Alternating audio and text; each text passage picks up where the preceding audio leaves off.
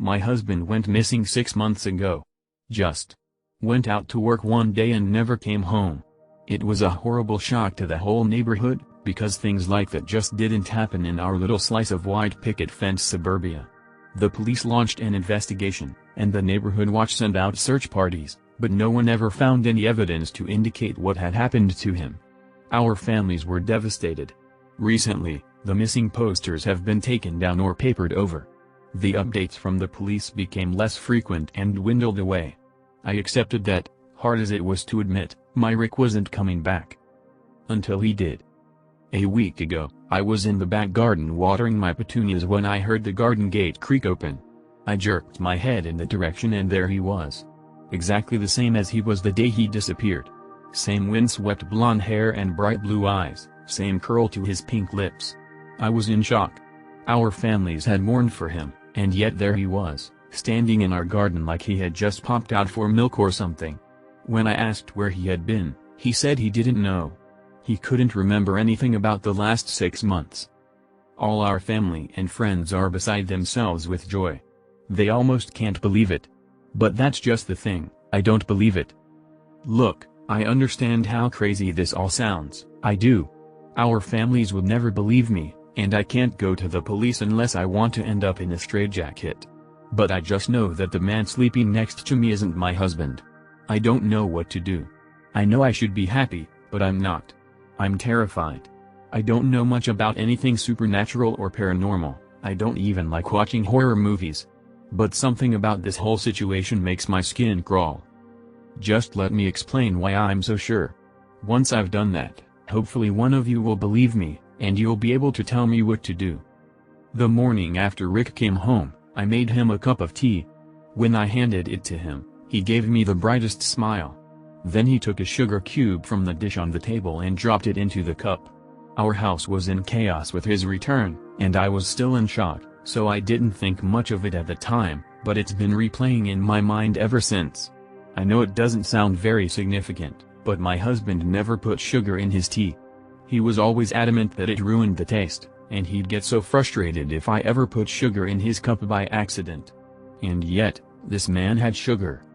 Then it was the golf. A few days ago, when he was out visiting his mom, I recorded a golf tournament that was showing on the TV. It was one of Rick's favorite golfers that was competing, and he never missed it. Once, he even skipped out on an anniversary dinner just to watch a championship. Only, when he came home from his parents and I told him what I'd done, he just seemed unbothered. Like, he said thanks and everything, and then he asked if I wanted to get dinner. He didn't even watch it, and that's just so out of character for him. Then one night I woke up around 2 a.m. to see Rick's face inches from mine just looking at me with these blank eyes. I kinda gave this nervous laugh and asked baby, what are you doing? And he didn't answer. For like a solid 30 seconds. He just stared, almost like he was looking right through me. Then he suddenly smiled and said, sorry, honey. Sometimes I just can't believe this is real. Then he just rolled over and went to sleep. I didn't get much sleep after that, myself. Yesterday, about a week after he came home, the neighborhood threw a street party to celebrate his return. Everyone from our street and the streets on either side turned up to see him and tell him how happy they are that he's alright. When he wasn't standing with his arm around my waist, he was milling around chatting amicably to each and every one of our neighbors, even the little kids. Jackson, our next-door neighbor Sally's toddler, wanted to play peekaboo, and Rick happily played along with a smile on his face. Now, my husband never did that. Rick always said he didn't like kids, that's why we never had any, and so he never wanted to play with any of the neighborhood children. Especially not Jackson. Rick all but avoided him. Before he disappeared, I had started to suspect it was so I wouldn't see them together and notice the subtle but unmistakable similarities. The final nail in the coffin, proverbially speaking, was Sally. Just this morning, she came knocking on our door. Her excuse was the tray of brownies she carried, but I think she just wanted to push her way into our morning so that she could see for herself what the situation was. After she left, I called her a nosy busybody. Rick laughed, kissed my head, and agreed with me. That was when I knew for sure that it couldn't really be him. Rick always used to get so mad whenever I insulted Sally, Like I didn't have any right to hate her even though she'd been fucking my husband for years. But today there was none of that. He didn't even try to defend her. I know what you must be thinking. If he was in an accident or something, he might have had some kind of traumatic brain injury that caused him to forget some things about his life, maybe even change his personality. And that's a valid, reasonable explanation. I have no doubt it's what the police would tell me if I reported all this. But you know why I'm dead certain that man isn't my husband? He doesn't have a scar. If he was really Rick, he'd have a scar on the side of his forehead shaped like the golf club I hit him with. But there's nothing. Not a mark. Honestly, I'm this close to going out tonight and digging up my petunias just to make sure he's still under there. I don't know what I'm sharing a bed with, but I know it's not my husband. So what the hell am I going to do? On Sunday night, I ended things with Marcus. I sat him down in our kitchen, managed not to cry as I explained that I couldn't see a future between us, and he was fully moved out of our apartment by midnight. I insisted that he didn't have to do that, he could sleep on the couch while looking for a new place. I didn't mind, but he assured me that he would be fine, he could stay with a friend. I even helped him get a couple suitcases in his car. I texted my mother and my close friends to tell them that we'd broken up. Everyone was incredibly supportive, proud of me, sorry that things didn't work out. I fell asleep watching Netflix, slightly sad about the absence of Marcus in our bed, but knowing I had done the right thing. The next morning when I woke up, I heard movement in the kitchen. I assumed it was Marcus coming back for something he'd forgotten. But when I opened the bedroom door, I smelled breakfast cooking. Oh God, I thought. Does he want to try and change my mind? As I made my way to our table, I noticed Marcus had moved back in. Somehow, without me waking up, his posters were back on our walls, his coats back on our coat rack, his shoes by our front door. As soon as I sat, he put a plate of pancakes in front of me and kissed my head, muttering, "Mornin'." Before I could open my mouth to protest, he put a bottle of syrup next to the plate of pancakes, and began talking about his day. "I won't be home until late tonight because something came up at work. Will you be okay?" I felt like I was losing my mind. "Marcus?" I asked earnestly. "What are you doing here?" Then he looked at me like I was losing my mind. "I live here?" I decided not to say anything else, sitting with my confusion until he was out the door. Then I began to scroll through my phone, looking for the texts I'd sent everyone last night about the breakup. They were gone. The last time I had texted anyone was, apparently, at 5 p.m. the day before, when I texted my mother about a television show we both like. I didn't really know what to do after that. The memories of the breakup felt so real, so visceral, but clearly, it had never actually happened. Finally, I had to accept the fact that it was most likely just a hyper-realistic dream, my subconscious acting out the breakup that I had been planning. Confused, but determined, I decided that tonight, I would actually break up with Marcus. And I did just that. He got home from work, I was waiting at the table. I told him we had to talk, and he sat. Much like the dream, he was sad, but understanding, and began to pack up his stuff. Once again, I helped, and carried some bags to his car. He was out by midnight. I texted my close circle. I was in bed by 1. When I woke up in the morning, he was in bed beside me. I was immediately alarmed, waking him up with my gasp of discomfort. "What is it? Are you okay?" he started. "I broke up with you last night," I informed him. "Why are you here?" He looked confused. "You had a dream we broke up, Lena?" And I paused. I couldn't really say it wasn't a dream with any certainty. I checked my phone, once again finding the texts of the previous night gone. I laid in bed, uneasy, claiming not to feel well, as Marcus went through the motions of getting ready for his day as if everything was normal, just a casual Tuesday at our apartment. When he was gone, I called my best friend. "I'm going to break up with Marcus tonight," I informed her. She gasped. "Oh, shit. Wow. What's going on?" "Just all the stuff I've been telling you about for the past few weeks. The work stuff, the honesty stuff, you know." Marie made a humming sound. "Right. Makes sense. Are you sure you want to end it, though? Have you tried to talk through your issues with him?" I scoffed. "Marie, I've made up my mind, okay? I thought you didn't even like him. I mean, I had my reservations at first, she explained, but I think y'all are good for each other. And I mean, you live together. It's tougher than a normal breakup. I just want to make sure you really thought this through. I did. Okay. Well, you know I'm always here for you, Lena. Let me know if there's anything I can do to make it easier for you. The third breakup was a little tougher than the last two, which apparently had both been dreams. He kept asking me why, trying to reason with me, trying to fix things. What do you think I've been dishonest about? He asked me, pleading with his eyes. Well, you say you have no family, but when I try to ask you more about it, you give me a different answer every time. Once you said that your parents died when you were young and now you're on your own, but then when we were out for drinks a few weeks ago your buddy started talking about the time you tried to set him up with your sister. And speaking of your buddies, how do you know them? Like, where did you all meet? Was it at work? Because, another thing, your job, what even is your job? He fumbled for answers. I'm in customer service. He eventually said.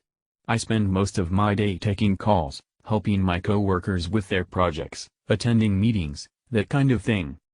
That's the most I've ever gotten you to say about it. Well, it's boring. It's office stuff. I didn't think you wanted to hear about stuff like that. I thought you liked that I'm mysterious. I did, once. But mystery isn't fun forever. I need somebody I can depend on. And I'm sorry, Marcus, but I don't think it's you. I helped him move bags, I called Marie, I even cried, feeling relieved, certain that this time it was really done. I knew I wasn't dreaming. I couldn't invent Marie's responses that cleverly, the way she'd howled with laughter when I got to the part about his job. That literally sounds so fake it's insane, she'd gotten out between giggles. That sounds like how a 5-year-old would describe an office job. Like, there's no way he's telling the truth, right? I agreed with her. I felt confident I'd made the right choice in breaking up with him. I also shot a text to my mom, some of Maria and I's other friends, even updated my status on a couple different social media so that people I didn't know as well would get the message that Marcus and I were over. I woke up to the sound of the shower turning on, and Marcus singing as he washed. His side of the bed was still slightly warm, the covers pulled back. I went around the apartment, checking each nook, and sure enough, all of his belongings were perfectly in their places, just like he'd never left. I called Marie in a panic, finally accepting that something was really wrong here. Marie, do you remember our phone call yesterday? She hesitated. You mean last weekend, when you called me about the earrings? No, yesterday. I tried not to let my frustration leak into my voice. About Marcus? What about him? Are you two all right? Are you fighting, or something? Sorry, Lena, I haven't been checking my phone a lot. If you left a message I haven't listened to it yet. I was getting desperate.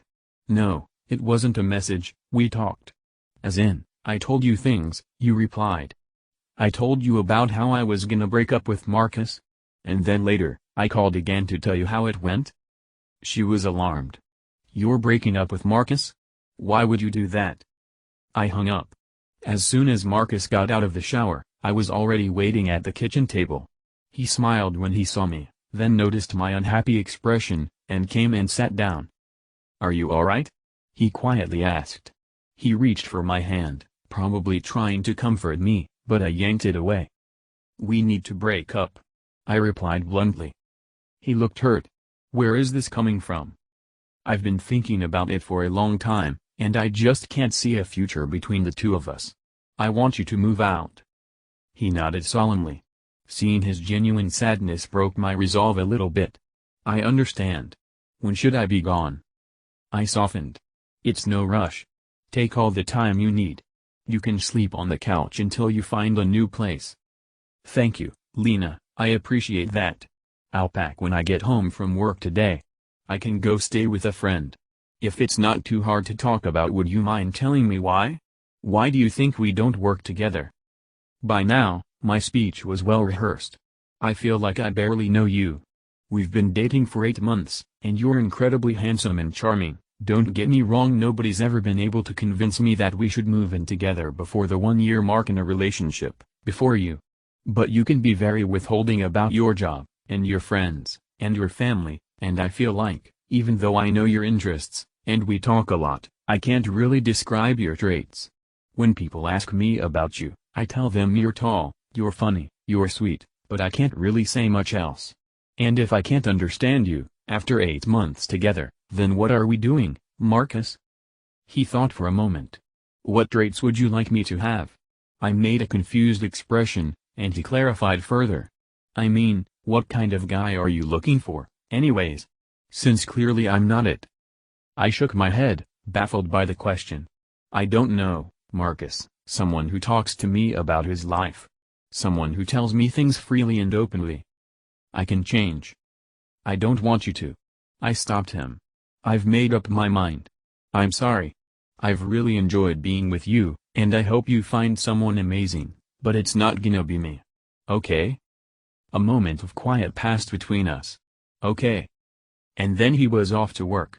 I texted Marie that I'd broken up with him, ignoring the messages she'd sent me during the breakup, concerned about me and my made-up phone calls. When Marcus got home, we packed, and I sent him on his way. Then, I downed a triple espresso. I was determined to stay up all night, to watch the sun rise on a beautiful Thursday without Marcus in my apartment. I didn't understand what was happening to me, but I knew he always reappeared while I was sleeping. Maybe if I just didn't sleep, I could keep him out for good. When the clock struck 3, I blinked, once, just for a second, and when my eyes reopened, he was in bed beside me, sound asleep. I jumped at the sudden presence. He did not wake, or even stir. He just laid there. Marcus, who I'd loved so much. Marcus, who I'd broken up with every day this week. There wasn't much I could do while he was sleeping. I laid beside him and gave in to the late hour. In the morning, I wasted no time. When his alarm went off at 8 for work, I woke up too, and immediately initiated the breakup. Marcus, can we talk? Babe, slow down, I'm barely awake. With a sleepy, snuggling motion, he pulled me closer, stroking my hair. Despite everything, it was nice to be held by him. I wasn't lying about him being charming and handsome. Honestly, had it not been for the way he shut down when I asked him personal questions, I think I could have ended up marrying this guy. But I'd made up my mind. And I'm known for my stubbornness. When he let go of me, stretching, going to get his work clothes, I stopped him. Marcus, wait, we need to talk before you go. He turned and looked at me with an adoring smile. Sure, what is it? I think we need to. Oh, babe. I've been meaning to ask you. My job is having a big charity event next week, a formal dinner. Would you be my date? Could be fun. I know I don't talk about the office much, but you could meet my co-workers, wear a pretty dress, let me show you off. He trailed off expectantly. I was dumbfounded. It was totally out of character. Why are you inviting me to this? I flatly questioned. Because you're my girlfriend? I found my resolve. Actually, Marcus, I think we need to break up. Before the sad face came, the face I was so used to, the face he'd made every time I'd told him we needed to end things. Something else flashed across his eyes. It was too quick to tell, but it almost looked like he was annoyed or frustrated. Is there any way we can work this out? He asked, sounding very sincere. I love you, Lena. I need you. I was taken aback by the new tactic. I'm sorry, Marcus, but, no. I don't think we can work this out. What about the dinner? He pleaded. I thought you would like to see my office. Or maybe you want to meet my family? Would you like that? He was referencing things I had only mentioned in previous breakups. All questions of my own sanity flew out the window. Something was happening here, I wasn't making it up, and somehow, Marcus was doing it. I decided to cut the bullshit. What's going on here? He played innocent. I just want to be better for you, Lena, because I love you. And I don't want you to turn your back on a good relationship just because I've been distant. You know that's not what I'm talking about. He continued to pretend he didn't understand my implications. What are you talking about, then? The breakups. All the breakups. He shook his head. You're confusing me, Len. It's too early for me to understand your games. I'll pack my stuff when I get home from work, okay? I grabbed his arm before he could walk out the door. Don't go to work. Stay here. talk to me. I thought maybe if I could keep him in front of me, if I could keep pressing him, he would crack and tell me the truth. He pulled away easily. So first you break up with me, but now you're begging me to stay here with you? This conversation isn't over. I insisted. He shook his head. I'll see you tonight. And with that, he walked out. I called anyone I could even remotely consider a friend to tell them about the breakup. Maybe Marie was participating in his sick game, but there's no way that everyone was, right?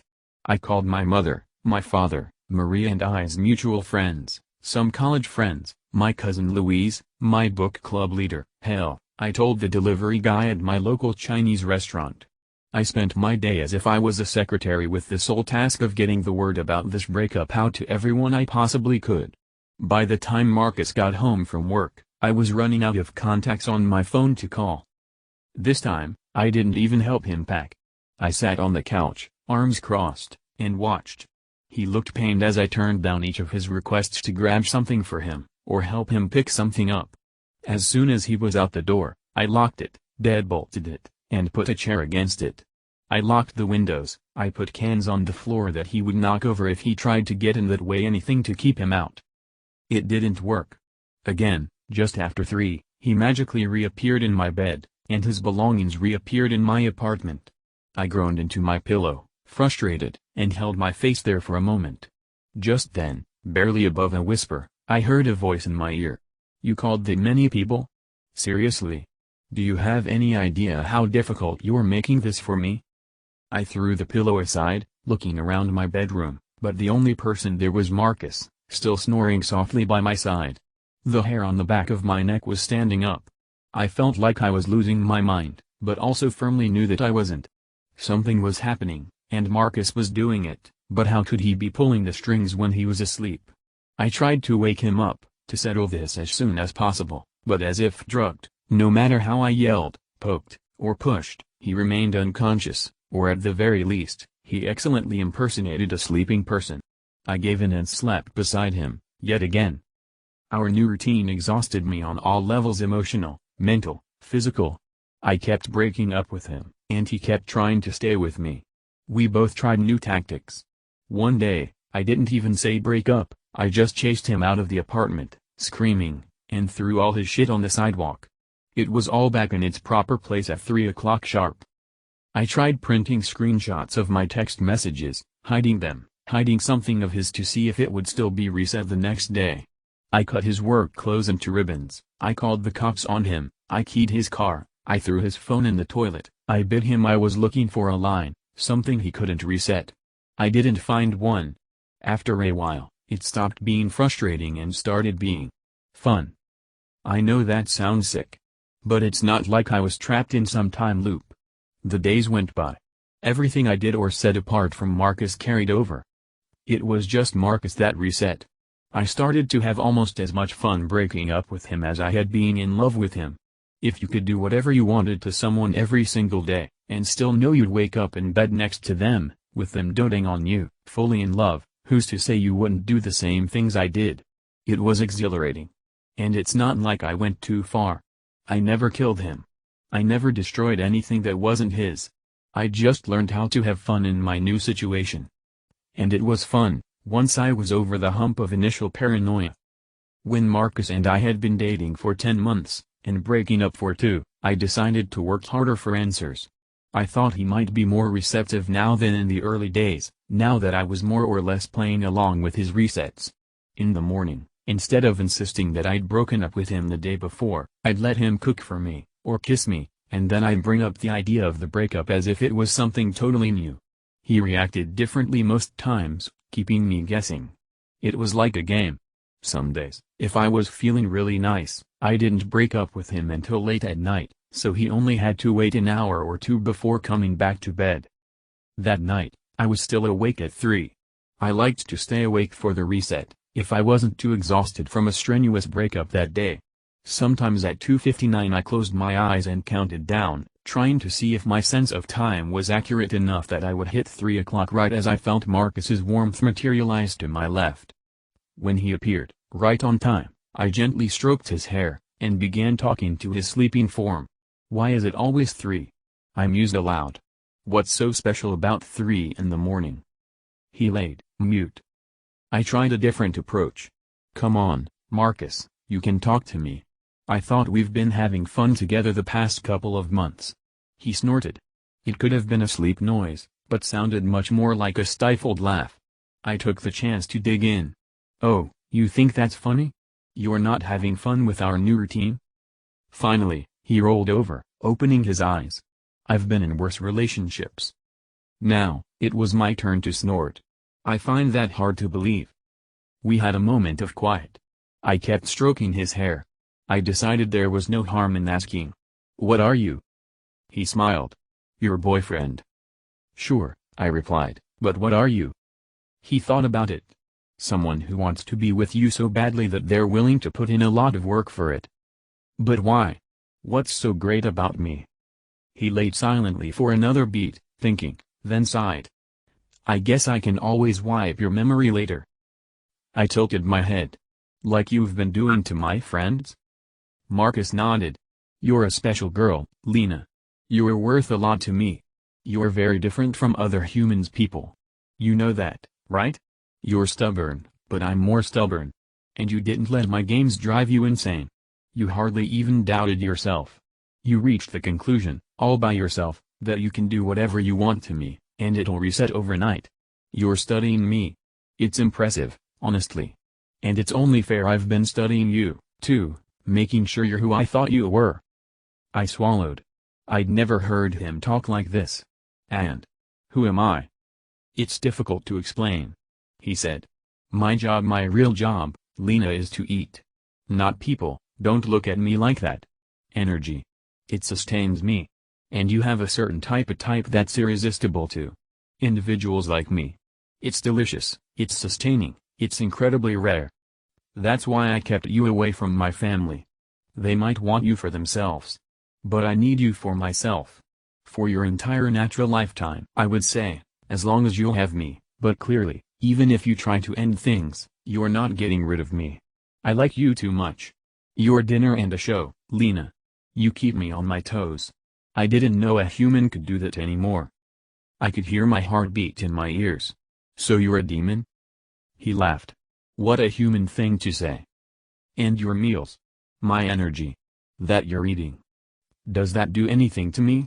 Anything bad? That's what's so great about you, Lena. No matter how much I eat, you regenerate it almost instantaneously. You're like a nuclear power plant. And if this scares you, just tell me now, and I'll wipe your slate clean, and you can break up with me again in the morning, like always. I could still hear my heartbeat, and it was incredibly fast, but I realized that it wasn't fear. It was excitement. I'm not scared. I didn't think you were. That's another thing that makes you so special, Lena. He pulled me back into bed. I still don't know exactly what Marcus is. Maybe he was right during our third breakup, maybe I do like mystery. I think Marcus understands me better than anyone I've ever dated. And while I can't say I understand him, I do feel as if I know him very well now. I know he'll do anything I want. I know he loves me. I've stopped breaking up with him every day, but all I have to do is ask, and he'll reset things on my demand objects, people's memories. As long as he gets to stay near me, as long as he gets to eat, he's completely under my command. Maybe I'm being stupid. Maybe I'm playing with a power I can't comprehend, and maybe I'll be punished for it one day. That's one thing I'm too scared to ask Marcus, if willingly allowing him to feed off of me means that I'm damned. But perhaps, even after I die, he'll have some way to take care of me. We've been dating for 2 years now, and I can confidently say he's the best boyfriend I've ever had. My mother keeps asking when we're going to get married. Marie has already asked me what color I'm thinking for bridesmaids' dresses. I want him to pop the question soon. I don't want to tell him to, though. It's our new game, the latest game to replace the breakup cycle. How's he going to propose? Maybe, if he's really feeling like playing, he'll propose over and over again until it's perfect, wiping the minds of everyone I tell. Maybe I'd even like it. I just hope he doesn't keep it going for too long. Because between you and me, I missed my period this month. And I don't want to jump to conclusions, but if I do have a bun in the oven, I'd prefer it comes into this world with married parents. I haven't taken a pregnancy test yet. I think I'm afraid. Because if I don't even know what Marcus is, then what the hell is going to pop out of me in 9 months?